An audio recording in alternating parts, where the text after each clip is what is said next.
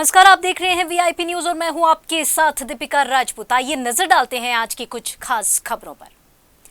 राजस्थान के उदयपुर में घटित घटना के विरोध में बजरंग दल और विश्व हिंदू परिषद द्वारा छत्तीसगढ़ बंद का आह्वान किया गया है। प्रदेश में कहीं भी हालात ना बिगड़े, इस बात के मद्देनजर पुलिस को अलर्ट मोड पर रख दिया गया है। राजधानी रायपुर में 400 से भी ज्यादा पुलिस जवानों को सभी चौक चौराहों में तैनात कर दिया गया है।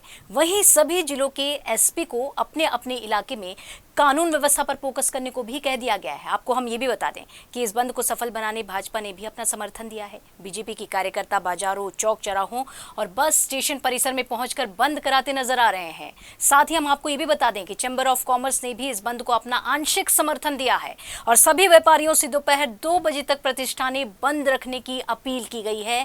वहीं कांग्रेस ने भी उदयपुर की घटना को बेहद निंदनीय करार देते हुए इसको ये कहा है कि भाजपा को इस पर दबाना चाहिए, इस पे वो अपनी रोटी सेक रही है। कठोर से कठोर कानून हो, इस प्रकार की घटनाएं दोबारा न हो सके। कोई भी करने से पहले ऐसा विचार करे कि इस प्रकार की घटना दोबारा नहीं हो, संविधान का पालन करे। ऐसा तो नहीं है कि हथियार लेकर के किसी का भी गला काट दे। हिंदू धर्म के ऊपर भी कितनी बार आपत्तिजनक टिप्पणियां हुई हैं, पोस्ट किए गए हैं लोगों के द्वारा, लेकिन हिंदू समाज द्वारा इस प्रकार का कृत्य कभी भी नहीं किया गया। हम लोगों के द्वारा हमेशा कानूनी कार्रवाई की मांग की गई। इस प्रकार के कृत्य से हिंदू समाज जाग गया है। हिंदू समाज जाग गया है और इस प्रकार प्रतिकार करने के लिए हम तैयार हैं और ईंट का जवाब पत्थर से देने के लिए इस प्रकार की घटनाओं के लिए हम तैयार हैं। उदयपुर राजस्थान में निर्मम हत्या की गई कन्हैया कुमार की, निश्चित रूप से आज पूरा देश उद्वेलित है। हम लोग सब संगठित है और ऐसे लोगों को करारा तमाचा मारेंगे। उदयपुर की घटना बेहद ही बर्बर, निंदनीय और अमानवीय है। इस घटना की पूरा देश निंदा कर रहा है, लेकिन भारतीय जनता पार्टी इस घटना के आधार पर जिस प्रकार राजनीति कर रही है वह सर्वथा निंदनीय है, देश की गंगा जमनी तहजीब के खिलाफ है। इस घटना के विरोध में छत्तीसगढ़ बंद कराया जाना उचित कदम नहीं है। उदयपुर की घटना का जितना हो सके इसको प्रचार प्रसार नहीं किया जाना चाहिए, लेकिन यह दुर्भाग्यजनक है कि भारतीय जनता पार्टी इस घटना के आधार पर अब राजनीतिक रोटी सेकने का काम कर रही है। शुक्रवार की शाम श्री रावतपुरा सरकार विश्वविद्यालय में प्रथम दीक्षांत समारोह का आयोजन किया गया। इस दौरान राज्यपाल अनुसुईया उइके, केंद्रीय मंत्री प्रहलाद सिंह पटेल, कुलाधिपति रविशंकर महाराज, विधानसभा अध्यक्ष चरणदास महंत, शिक्षा मंत्री प्रेम सहाय टेकाम सहित अनेकों जनप्रतिनिधि, विश्वविद्यालय प्रबंधन और छात्र छात्राएं शामिल हुए। प्रथम दीक्षांत समारोह के दौरान विश्वविद्यालय में वर्ष 2018, 2019 एवं 2020 में अध्ययनरत 1040 विद्यार्थियों को उपाधियां प्रदान की गई, तो वहीं 25 छात्र छात्राओं को स्वर्ण पदक से सम्मानित किया गया। विश्वविद्यालय ने पद्म विभूषण, पद्मश्री विजेताओं और रिटायर्ड जस्टिस को मानद उपाधि देकर भी सम्मानित किया है। कार्यक्रम के दौरान राज्यपाल अनुसुईया उइके ने विश्वविद्यालय और वहां के वातावरण की जमकर तारीफ की और उपाधि प्राप्त बच्चों के उज्जवल भविष्य की कामना की है।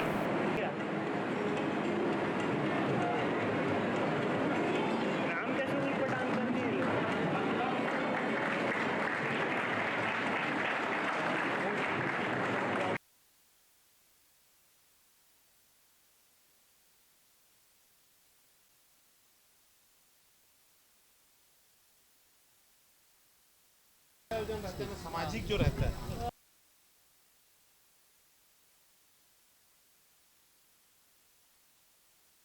आज गोल्ड मेडल मिलके और मुझे डिग्री जो मिली है, मैं उससे बहुत सेटिस्फाइड हूँ। मुझे बहुत अच्छा लगा। मेरे माता पिता का आशीर्वाद और मेरे हस्बैंड के सपोर्ट से आज मुझे ये गोल्ड मेडल मिला है। और मैं यहाँ की फैकल्टीज़ की गिरजा शंकर पटेल सर जी की और सचिन दीवान सर जी की और साथ ही में सिन्हा सर जी की मैं बहुत तारीफ़ करना चाहूँगी, क्योंकि उनके सहयोग के बिना ये असंभव था। उन्होंने जो पढ़ाई, हमें जो शिक्षा दी है, उनसे मैं बहुत संतुष्ट हूँ। हम बहुत प्रसन्न हैं। आज प्रथम दीक्षा समारोह हुआ। पत्रकार भाइयों को सबको बहुत बहुत साधुवाद है कि आपने समय निकाला यहाँ आए। पहले दीक्षांत समारोह में उपस्थित होने का सौभाग्य मिला। मैं सभी उन बहनों और भाइयों को अपनी शुभकामनाएं देता हूं।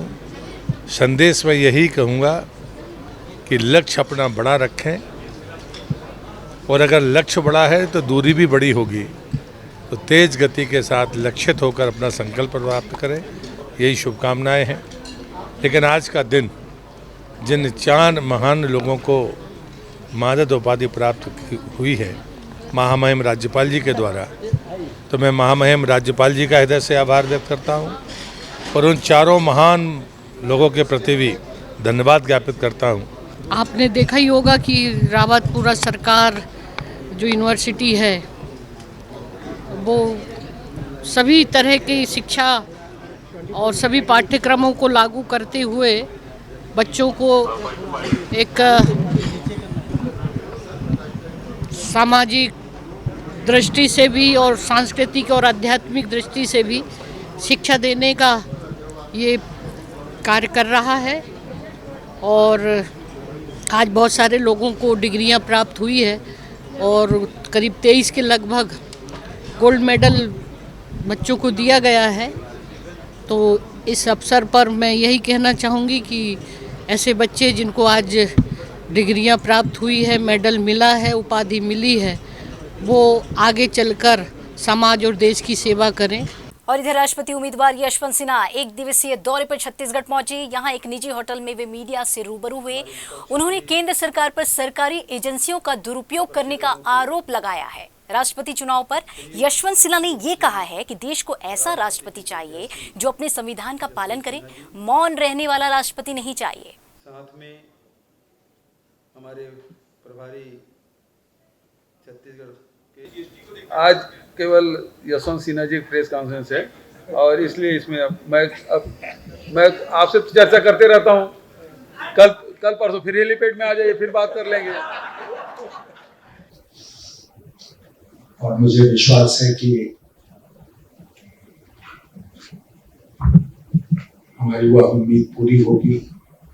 और मैं सबसे आग्रह करना चाहता हूँ, जो दल हमें समर्थन दे रहे हैं, जिनका मैं बहुत आभारी हूँ, और उसके अलावा खास करके हमारे जो भारतीय जनता पार्टी के मित्र हैं, पुराने साथी हैं, उनसे भी मैं कहना चाहता हूं कि एक परिस्थिति ऐसी बनी है जब उनको भी अपने विवेक का इस्तेमाल करना चाहिए और लकीर का फकीर नहीं होना चाहिए।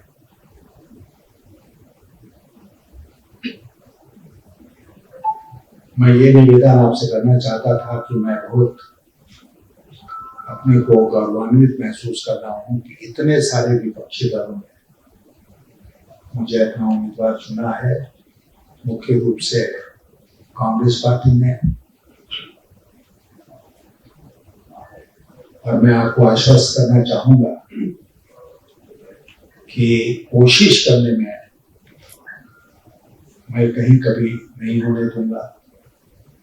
27 को हमने अपना नामांकन दाखिल किया था, 27 जून को, और 28 ही हम लोग निकल गए बिना एक दिन भी आराम किए हुए या गए हुए। और तब से लगातार चल रहे हैं और चलते रहेंगे जब तक कि 18 जुलाई को मत नहीं पड़ जाते हैं। तो यही मुख्यमंत्री जी, मैं आपके आदेश से अपने पत्रकार बंधुओं से, बहनों से निवेदन करना चाहता था। और इधर रायगढ़ के चक्रधर नगर थाना इलाके में 25 जून की रात तिलंगा घाट गांव में हुए एक ट्रक ड्राइवर की हत्या के मामले में खुलासा पुलिस ने किया है। इस मामले में झारखंड के 3 आरोपियों को गिरफ्तार किया गया है। घटना को अंजाम देने के लिए उन्होंने झारखंड से हथियार मंगवाए थे। हम आपको ये भी बता दें कि 2 आरोपी ट्रक ड्राइवर हैं। लोहे की पैलेट लगभग 30 से 40 टन बेचने के लिए वो बात कर रहा था। इस सूचना पर पुलिस की टीम वहां पहुंची और उस व्यक्ति से संपर्क किया गया। उस व्यक्ति ने बताया कि मेरा ड्राइवर, जो पूर्व का ड्राइवर है, उस अन्य ड्राइवर को लेके आया था। उस आधार पर उन लोगों को पकड़ा गया जो अन्य ड्राइवर थे और उनसे पूछताछ करने पर उन्होंने अपना नाम, एक का नाम नदीम और दूसरे का नाम सद्दाम, जो झारखंड और बिहार के रहने वाले थे और यहाँ पर कुछ दिनों से गाड़ियाँ चला रहे थे लोहे के पैलेट की। तो उनसे पूछताछ करने पर उन्होंने बताया कि वो पहले से ही अपने पास कट्टा अपने दोस्त खुर्शीद आलम के पास से ये लोग खरीदे हुए हैं 15-15 हज़ार रुपये में, और ये इस प्रकार से प्लान किए हुए थे। और ये तीनों निकल के उस दिन पहाड़ मंदिर के पास आए, देखे कि एक जो बुढ़ा, जो 15 से 60 साल का जो वृद्ध है, वो गाड़ी नहीं चला पा रहा था, शराब के नशे में था। उसको उन्होंने टारगेट किया और ये लोग उसको फिर से एमएसपी की तरफ और जो भगोरा घाट की तरफ ले गए। चूँकि गाड़ी का जो डीजल है वो ख़त्म हो गया, गाड़ी वहीं रुक गई थी, तो उन्होंने डर के कारण वहीं से उसका मर्डर कर दिया और वहाँ से वो लोग फरार हो गए। श्री रावतपुरा सरकार विश्वविद्यालय दीक्षांत समारोह। कल पद्मश्री विजेता तीजन बाई को भी मानद उपाधि प्राप्त की गई है। हम आपको ये भी बता दें कि तीजन बाई के नाम ये 5वीं मानद उपाधि है, जबकि उन्होंने ज्यादा पढ़ाई नहीं की है। 13 साल की उम्र से उन्होंने पंडवानी गायन की शुरुआत की और आज देश विदेश तक में पंडवानी को खास पहचान दिलाया है। और यही एक कारण है कि आज 5 मानद उपाधि उन्हें मिल पाई है। उपाधि प्राप्त करने के बाद पद्मश्री तीजन बाई का क्या कहना है, आइए हम आपको दिखाते हैं। जेकर नाम ले पर पंडवानी ला एक खास पहचान मिली से तीजन बाई हमारे साथ मौजूद है। आज 5वां जो है उपाधि आपला मिले, 5वां उपाधि आज छत्तीसगढ़ में आपला मिले है। पढ़े लिखे नहीं हो आप, ओकर बावजूद 5वां। देखा यही रायपुर के बात है, बिलासपुर वाले मन मोला ये वाट ला देते नहीं। तेकर बाद जब रायपुर के बात आईस ना तो मैं कहता हूँ मोला बिलासपुर ले मिल गए है तो कोनो दे देव कहा था। रायपुर वाले मन जोर से यहाँ से देख मैडम ते हैं मोला हमार बात ला सुन ले कि मैं कहते का हो ऐसे तो उपाधि है तो ला 10 ठन मिल सके थे डॉक्टर की उपाधि है। आई तो तब मैं क्या कहता हूँ आई ऐसा बात है तो मैं झोंके भरा जाऊँगी। तब ओकर बोली के मुताबिक 5 ठन तो हो गए, 5 बाकी है, तब ऊपर चले जाऊँ। 14 साल के उम्र ले आप पंडवानी शुरू कर रहे हो। 14 साल के उम्र ले पंडवानी करत हो आप मन, एक बड़े पहचान दिलाए हो पंडवानी की। 13 साल के उम्र ले आज तक करते आवत हूँ और भगवान आगे जा सकत हो कि नहीं तेले मालूम। 5 ठन उपाधि मिले थे, श्रेय कौन ला देना चाहो? आपके मेहनत कर ला देना चाहो कि आपके किस्मत लगा दो? देखो नाना यदि हमला सिखोई नहीं रहती तो इतने बड़े बड़े उपाधि नहीं पाए देते हो। जिला पद्मश्री पद्म भूषण विभूषण मिले, 5 ठन डॉक्टर की उपाधि मिले, तब श्रेय तो मोर नानल दूँ ना, वो मोला आगे बढ़े का मौका नहीं देती तो ये काम होती इसका नहीं होती। ये देख सकते हैं आप, ये थी हमारे साथ पद्म भूषण तीजन बाई जी जिन्होंने कई सारी उपाधि तो मिली थी बिना पढ़े लिखे होने के बावजूद। ये 5 उपाधि इनके नाम है और जिस तरह से इन्होंने पूरा जो श्रेय दिया है इन उपाधियों को पाने के पीछे उनके नाना जी का बताया है कि उन्होंने ही उन्हें पंडवानी की शिक्षा दी थी, जिसकी वजह से उन्हें आज इतनी बड़ी पहचान मिली है। उनकी मेहनत को भी उन्होंने सराहा है और कहा है कि लोग मेहनत करें तो हर चीज़ हासिल की जा सकती है। कैमरा पर्सन होरीलाल साहू के साथ अंकित मिश्रा की रिपोर्ट, VIP न्यूज़ रायपुर। प्रदेश में डेंगू और मलेरिया की रोकथाम के लिए नया प्रोटोकॉल लागू कर दिया गया है। इसके तहत शासन ने ये तय किया है कि किसी मरीज की निजी अस्पताल, क्लिनिक या लैब में डेंगू के जांच के बाद सैंपल राजधानी के डॉक्टर अंबेडकर अस्पताल या फिर हमर लैब जैसी सरकारी प्रयोगशालाओं में जरूरी होंगी। वहां रिपोर्ट पॉजिटिव आई तभी मरीज को डेंगू से पीड़ित माना जाएगा। आपको हम ये भी बता दें कि पिछले साल निजी अस्पतालों में क्लिनिक और लैब से डेंगू के जाँच में गड़बड़ी की काफी सारी शिकायतें मिली थी। अस्पताल ने 1 हफ्ते तक मरीजों को अस्पताल में ही रखा और 5-5 लाख रुपए तक वसूल कर लिए, जिसके चलते ये फैसला लिया गया है। चलिए बढ़ते हैं अगली खबर की ओर। एक और जहां हम नारी सशक्तिकरण की बात करते हैं और नारी को देवी की तरह पूजा जाता है, वहीं दूसरी ओर ऐसी कई बातें हैं जो इस बात को आज भी नकारती हैं। जी हां, हम ऐसा इसलिए कह रहे हैं क्योंकि ऐसा ही एक वाकया डोंगरगढ़ विधानसभा क्षेत्र से निकलकर सामने आया है, जहां की पूर्व भाजपा विधायक रामजी भारती पर उनकी पत्नी ने ही शारीरिक और मानसिक रूप से प्रताड़ित करने का आरोप लगा दिया है। रामजी भारती की पत्नी ने प्रेस कॉन्फ्रेंस कर पूर्व विधायक पति पर यह गंभीर आरोप लगाए हैं। आरोप लगा करके FIR दर्ज करा दी। उसके बाद मामला उनका मेरे साथ घरेलू हिंसा का है। वो मेरे साथ मारपीट भी करते थे, वही महिला को लेकर जिनके साथ मैंने चैटिंग देखा था उनको लेकर वो मुझे मारते पीटते थे और मेरे साथ मुझे प्रताड़ित भी करते थे। बस वह बात को लेकर और घरेलू छोटी मोटी बातों को लेकर, पैसे की बात को लेकर भी वो मेरे साथ मारपीट करते थे, गाली गलौज करते थे। छोटी छोटी बातों को लेकर, बच्चों को तुम खाना नहीं देती हो, घर में खाना नहीं बनाती हो, ये छोटी छोटी बातें को लेकर वो हमेशा मेरे साथ झगड़ा झंझट करते थे। पूर्व विधायक रामजी भारती की पत्नी है। आज हमने ये प्रेस कॉन्फ्रेंस मेरे जिया जी द्वारा मेरे बहन के ऊपर में जो घरेलू हिंसा किए हैं, मारपीट करके घर से उन्हें निकाल दिए हैं, उनके नाम से जो पॉलिसी है उसका फर्जी हस्ताक्षर करके पैसे का आहरण कर लिए हैं, इनके नाम से जो घर है राजनांदगांव पूनम कॉलोनी में उसका झूठा इकरारनामा करके इन्हें कोर्ट का वकील के माध्यम से नोटिस भेज के उनको मानसिक रूप से प्रताड़ित कर रहे हैं।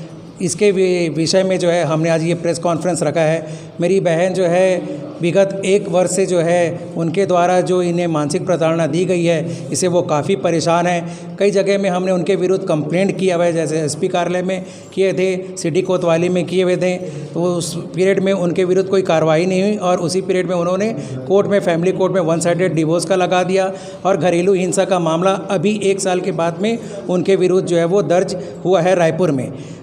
LIC का जो है हमने शाखा प्रबंधक को जो भी कंप्लेंट दिया हुआ है कि मेरी बहन की सहमति और उनकी अनुपस्थिति में उनके हस्ताक्षर के बगैर पैसे का आहरण कैसे हो जाता है। झूठा इकरारनामा को लेकर के हमने 27 जून को जो है SP कार्यालय में जा कर के SP सर से भी मिल के भी हमने कंप्लेंट दिया हुआ है। मीडिया के माध्यम से हम चाहते हैं कि रामजी भारती के विरुद्ध जो है उचित कानूनी कार्रवाई की जाए। और इधर बालोद जिला मुख्यालय के डिवीजन कार्यालय से घर पहुंच निशुल्क पौधा वितरण वाहन को हरी झंडी दिखाकर संसदीय सचिव कुंवर सिंह निषाद और विधायक संगीता सिन्हा ने शुरुआत की है।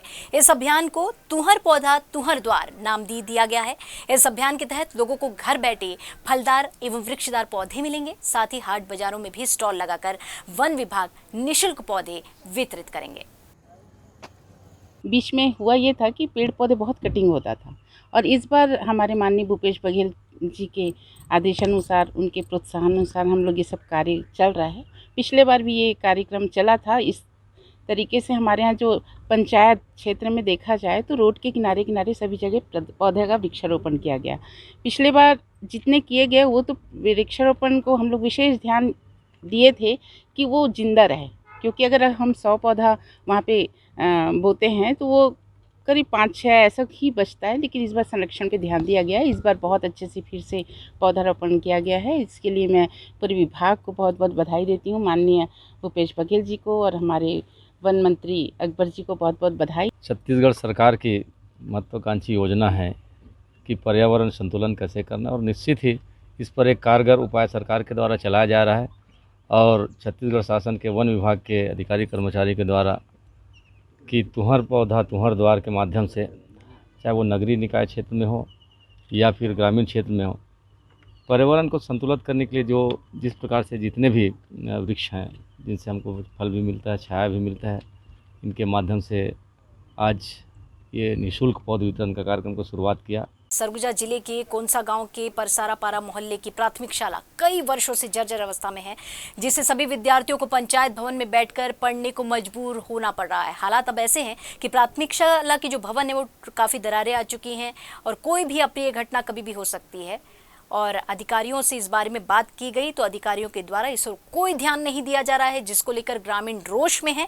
आपको हम ये भी बता दें कि प्राथमिक शाला भवन शुरुआती सालों में अच्छी हालत में हुआ करती थी और पढ़ाई भी सुचारू रूप से चल रही थी, लेकिन घटिया निर्माण और अधिकारियों की लापरवाही की भेंट चढ़ गया ये भवन।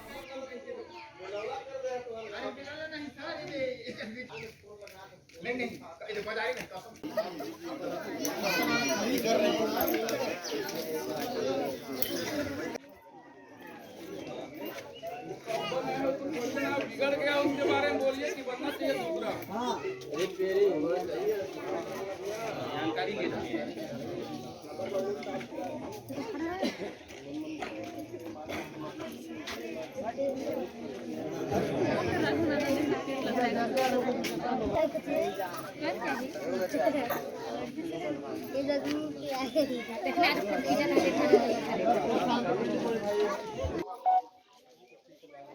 पहले एक फुट फाट गया।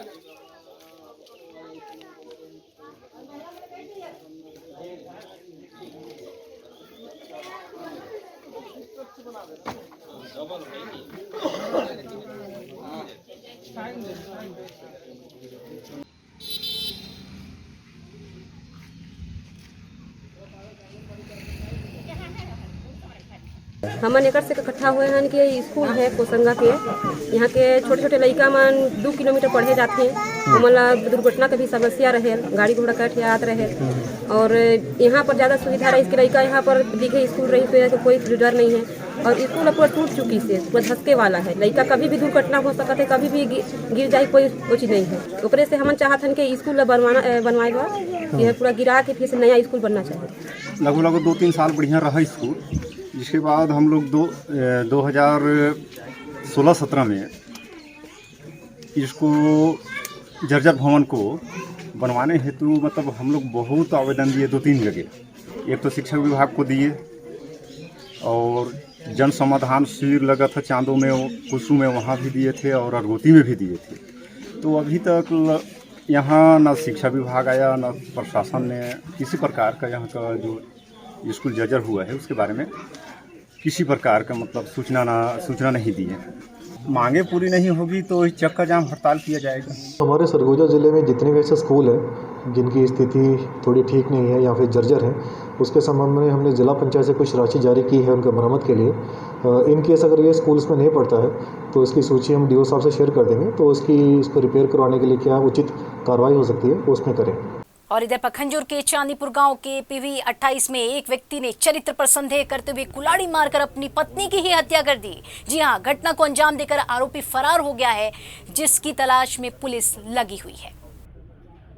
बालोद जिला पुलिस को एक बार फिर बड़ी सफलता हासिल हुई है। पुलिस ने गांजा तस्करों पर बड़ी कार्रवाई करते हुए 4,10,000 कीमत की 20 किलो 500 ग्राम गांजा को जब्त कर लिया है। आरोपियों को न्यायिक रिमांड पर एनडीपीसी एक्ट के तहत जेल भेज दिया गया है। मामले की जानकारी देते हुए एडिशनल एसपी ने ये बताया कि अपराधों पर नकेल कसने नेशनल हाईवे मार्ग सहित जिले के सभी बॉर्डर पर वाहनों की नियमित चेकिंग की जा रही थी। इसी दौरान पुरूर पुलिस ने वाहन चेकिंग की और सीट के नीचे गांजे के पैकेट को बरामद किया। थाना गुरूर की जो पुलिस सहायता केंद्र पुरूर में रैंडम जो है चेकिंग पॉइंट्स लगाया गया था पुलिस अधीक्षक महोदय के निर्देशन पे, जिस पे जो है रैंडम चेकिंग के दौरान जो है गाड़ियों की चेकिंग की जा रही थी। उस दौरान जो है एक स्विफ्ट डिज़ायर कार में जब चेक किया गया तो उसमें जो है गांजा जो है सीट के नीचे और पीछे वाली सीट के बैक साइड में दबा करके रखा हुआ था, छुपा करके, जिसको जो है सर्च किया गया, जिसमें से 20 किलो गांजा जब्त किया गया है, जिसमें 3 आरोपी जो कि यूपी के हैं उनके द्वारा उसको परिवहन करके ले जाया जा रहा था और जिस पर से थाना गुरूर में उस पर अपराध पंजीबद्ध करके आरोपियों को जुडिशियल रिमांड पर भेजा गया है। और इधर सुकमा में पुलिस और नक्सलियों के बीच मुठभेड़ हुई है। मानकापाल के जंगल में सुबह डीआरजी और नक्सलियों के बीच यह भिड़ंत हुई, जिसमें 5 लाख के इनामी नक्सली कमलेश को पुलिस ने मार गिराया है। वहीं कई नक्सलियों की घायल होने की भी जानकारी मिली है। रात में गुप्त सूत्रों से पता चला था कि जो अपना मनकापाल कैंप है उस पर अटैक की योजना होने वाली है।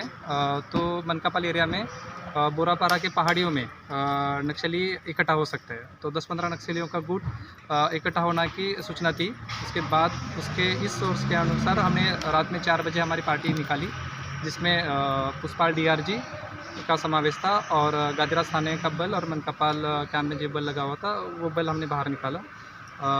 8 बजे से मुठभेड़ होना स्टार्ट होगी बोरापारा के पहाड़ियों में। इसमें एक area committee member, AC member, जिस पे 5 लाख का रिवॉर्ड है, उसका नाम कमलेश बताया जा रहा है, ये मारा गया है। इसका शव बरामद किया गया है। सर, और भी नक्सलियों के मारे जाने की कुछ खबर है क्या? एरिया में अभी भी सर्चिंग चल रहा है, सर्चिंग के बाद पता चलेगा।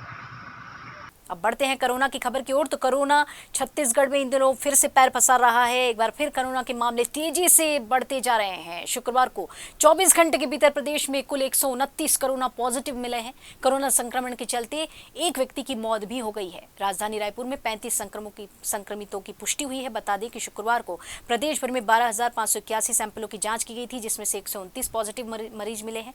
बढ़े हुए आंकड़ों के साथ प्रदेश में कुल 983 एक्टिव मरीज हो गए हैं।